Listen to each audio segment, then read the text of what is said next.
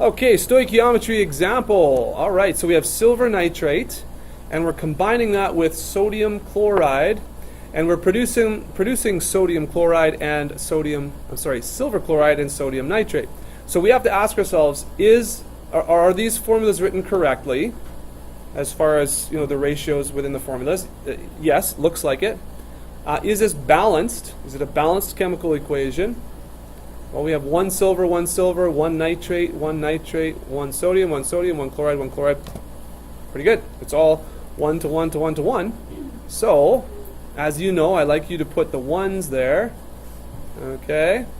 Just so you don't have any question about, what the blanks mean. And then in the question it says, how many grams of silver chloride could be produced? Okay.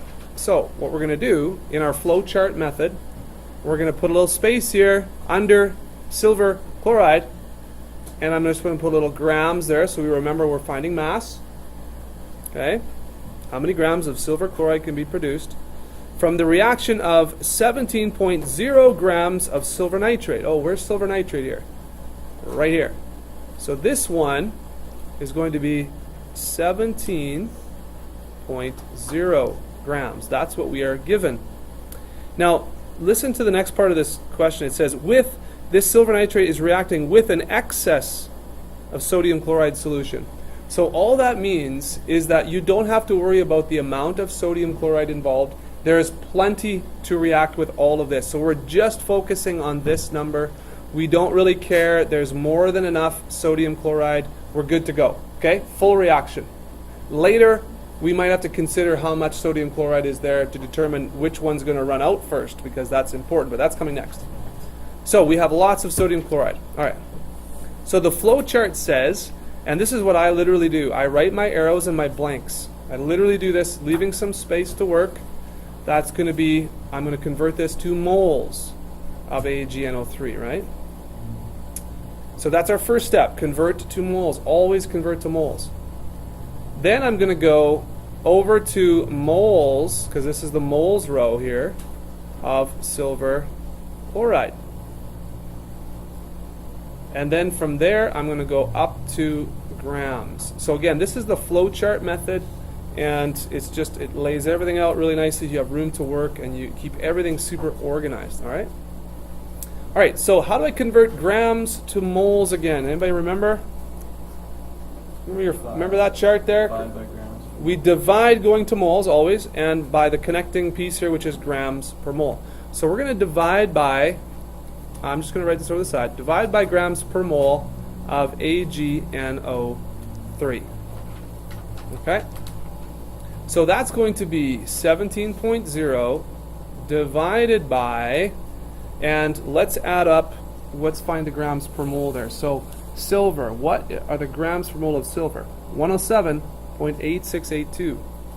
So 107.8682. This is from your periodic table. And there's one silver, so just have one of those. Plus, I need the mass for one nitrogen, 14.00674. And I need also the mass for 3 oxygens. 3 times 15.9994. So someone who is really swift on the calculator can calculate this for us. You have to do 17, that's the mass, divided by the grams per mole.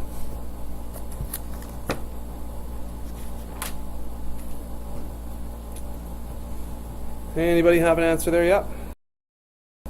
All right, so we have, this is the number of moles, 0.100074679. Now, we don't have to write all those decimals in our final answer, but we want to keep as many decimal places as we can throughout the question so that we're not sacrificing any precision, right? At the end, we'll round to the proper number of significant figures. Okay, so this part is going to be super easy now. Look at this. It's a 1-to-1 ratio. So guess what? I multiply by 1 over 1, which gives me the exact same number.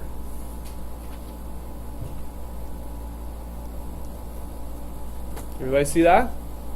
That's a really, really easy molar conversion there. It's a 1-to-1. Okay?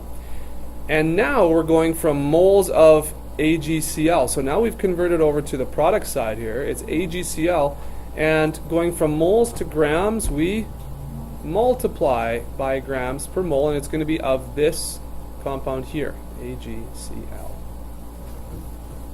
Awesome. Okay, so let's write that out here. So we're going to have 0.1007469 times, okay, so AgCl, well, we know Ag is, what was that, 107.8682, okay, plus Cl, which I believe is 35.4527, is that right? There's a few of these I've memorized, and it's just 1 to 1, so we just go ahead and do that on our calculator. 0.10007679 times 107.8682 plus, if you put this in brackets, you can do it all in one shot here. 4,5,2,7. Okay, just look right. Does that look, is that same what you guys got there?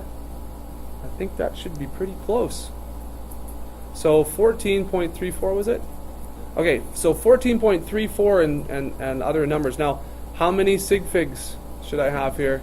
There's 1, 2, 3 given in the question. So for our answer, we've been very exact. 14 point, I'm going to leave that as a 3 because that's a number less than 5. So 14.3 grams should be our answer right there. Now this is in the textbook. They did not keep all their decimals during the question, and so they have a 14.4, I think, is a rounded answer, but this is a more precise answer, so awesome. Okay, that's how you do that. Any questions on that? All right, that's called a mass stoichiometry problem. You're given mass and you're asked for mass, okay?